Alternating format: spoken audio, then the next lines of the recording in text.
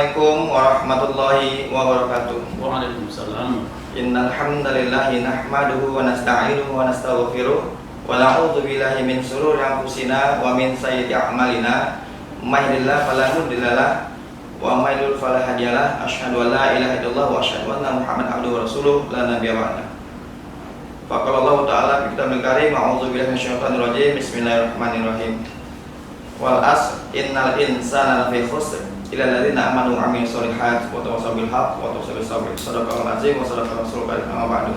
Puji syukur kita panjatkan kehadiran Allah Subhanahu wa taala yang meringankan langkah kita untuk sama-sama membagi, meringankan keinginan kita untuk sama-sama memberikan informasi. Karena orang-orang yang saling menasihati dan memberikan kabar adalah orang yang beruntung.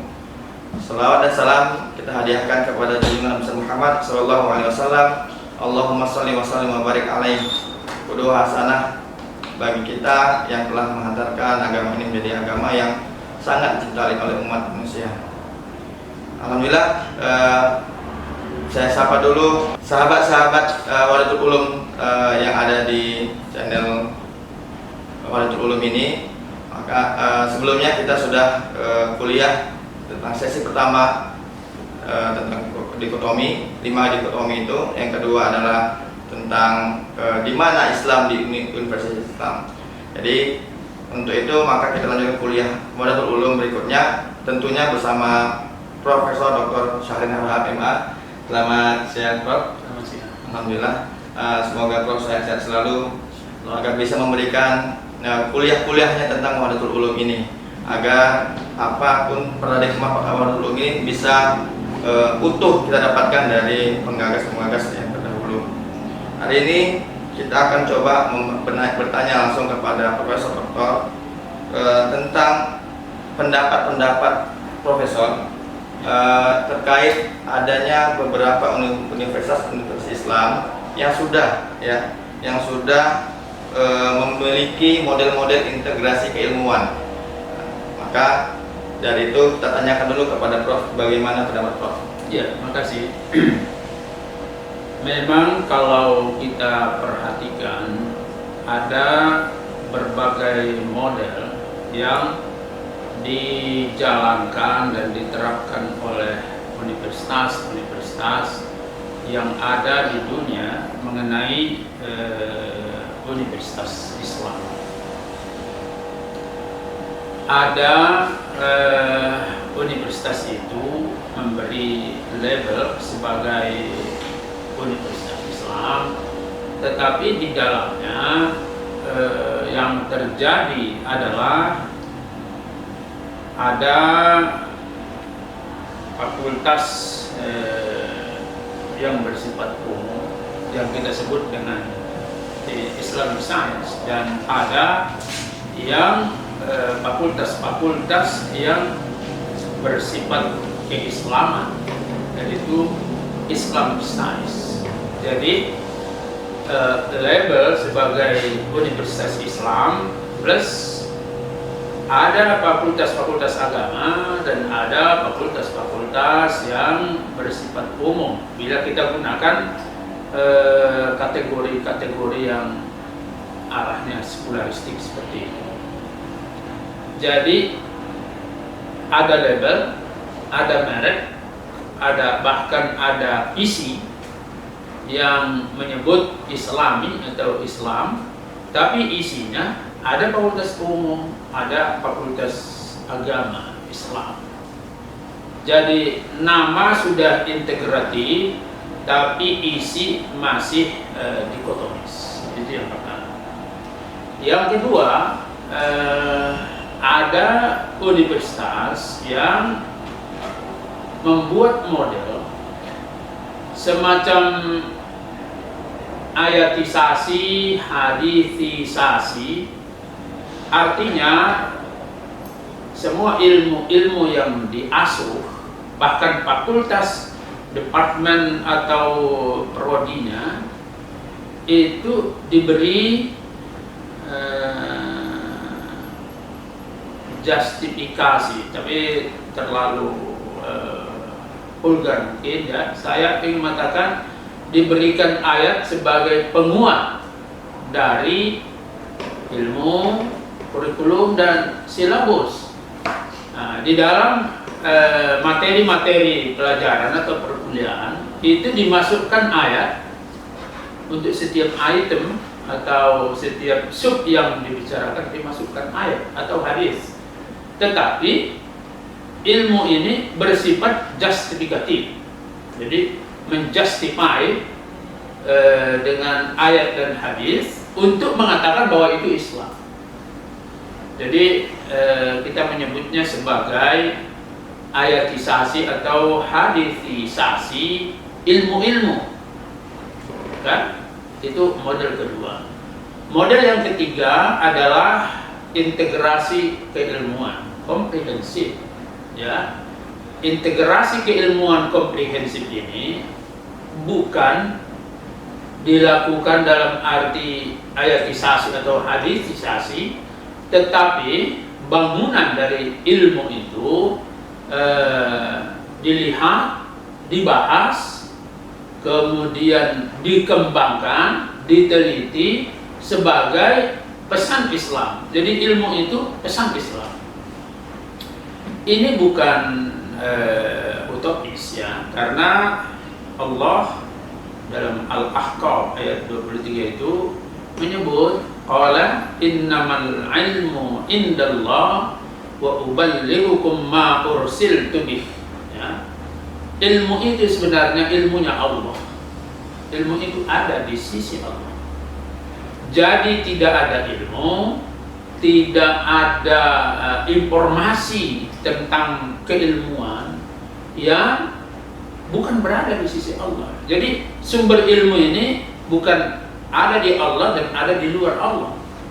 Nah, dengan demikian bangunannya sendiri dilihat dalam perspektif Islam. Saya ingin kembali ke perdebatan yang cukup lama. Filsafat ilmu menyebut ada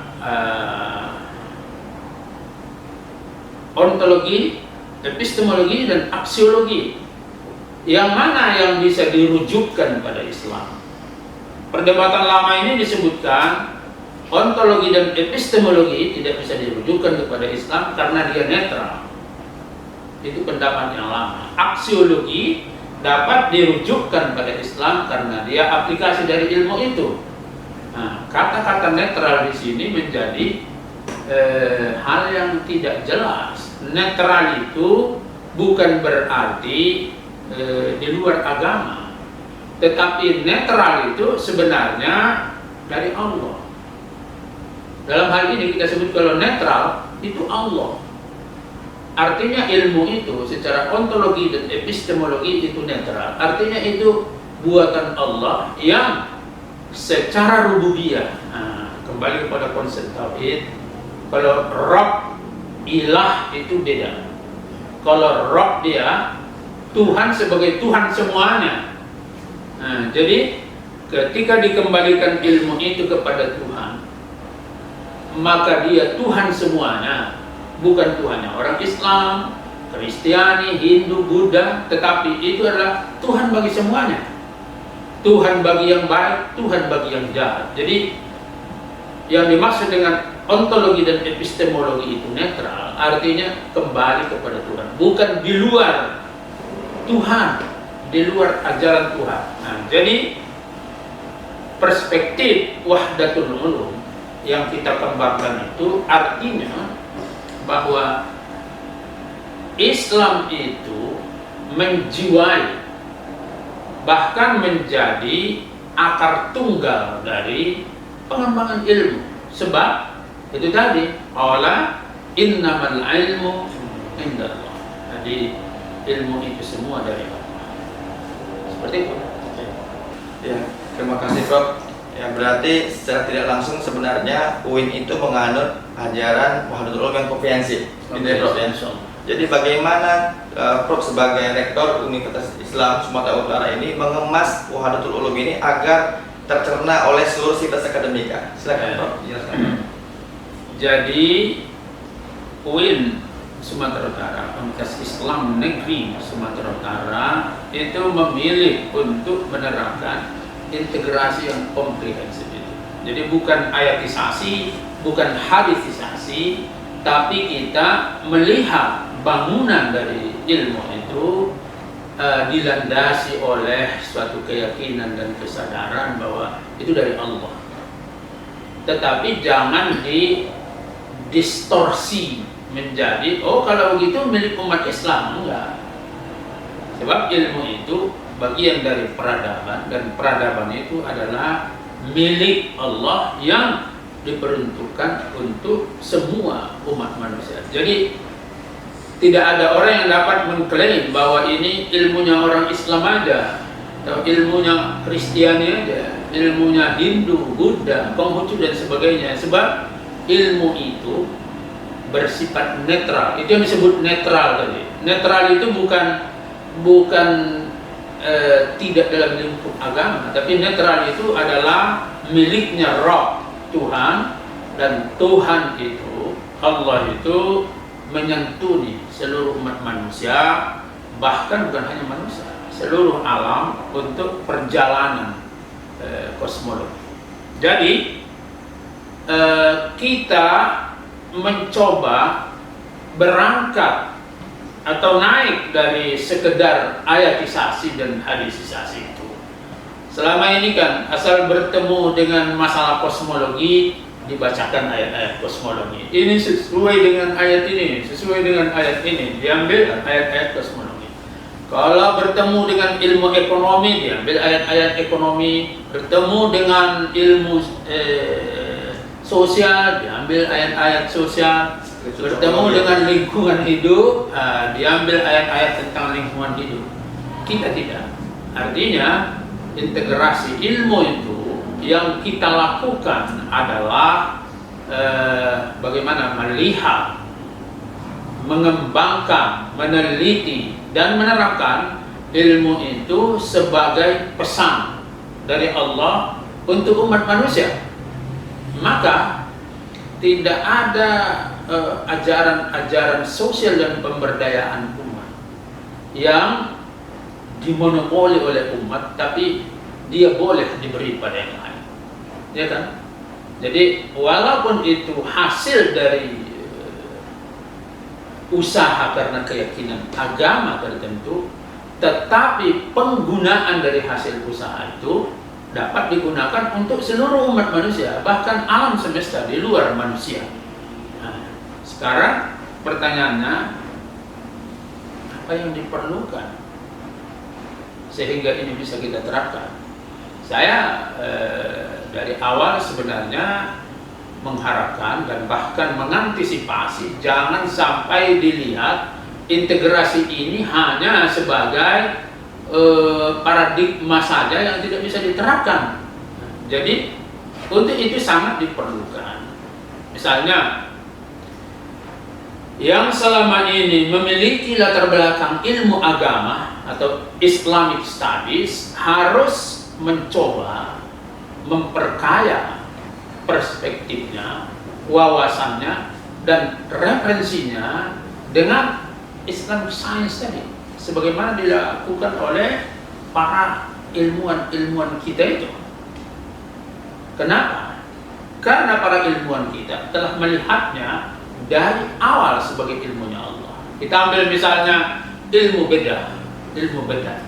Ilmu bedah itu pelopornya kan Ar-Razi. Ar-Razi itu yang menemukan bedah dan benang untuk bagaimana menjahit kembali sesuatu yang telah dioperasi oleh dokter. Jadi yang memiliki ilmu agama harus melakukan akselerasi, mengkonfirmasi ilmunya dengan Islamic Science, ilmu-ilmu yang selama ini disebut umum. Dan sebaliknya, kawan-kawan yang bergerak dalam pengembangan ilmu umum atau yang kita sebut di sini dengan Islamic Science harus mengkonfirmasi ilmunya, merujukkan ilmunya kepada apa yang ditekuni oleh mereka yang mempelajari Islamic Studies selama ini. Jadi dengan sendirinya kita harapkan menghilangkan ego sektoral. Artinya kita lihat kadang-kadang persaingan fakultas itu tinggi kali hanya karena bidang-bidang yang bersifat eksklusif. Tetapi kalau kita berpikir dengan integrasi komprehensif itu, sebenarnya ini menjadi salah satu tim yang mengembangkan peradaban. Siapapun dia, latar belakang apapun ilmunya, alumni dari manapun dia, timur, barat dan sebagainya, itu semua telah masuk dalam satu tim besar untuk mengembangkan peradaban. Dalam hal ini ilmu pengetahuan yang didasari oleh integrasi komprehensif. Saya kira terima kasih. Luar biasa, Prof. Berarti harus ada keterkaitan dan memang harus sudah berjalan antara Islamic Studies dengan Islamic Science. Iya. Terima kasih, Prof. Ya, luar biasa kuliahnya sesi hari ini. Pastinya sesi berikutnya semakin lebih baik lagi. Semoga kita doakan Profesor Dr. Sainara MA sehat-sehat selalu dan diberkahi oleh Allah SWT. Maka kita akhiri dulu sesi berikut ini. Insyaallah kita akan kembali ke sesi berikutnya. Assalamualaikum warahmatullahi wabarakatuh. Waalaikumsalam.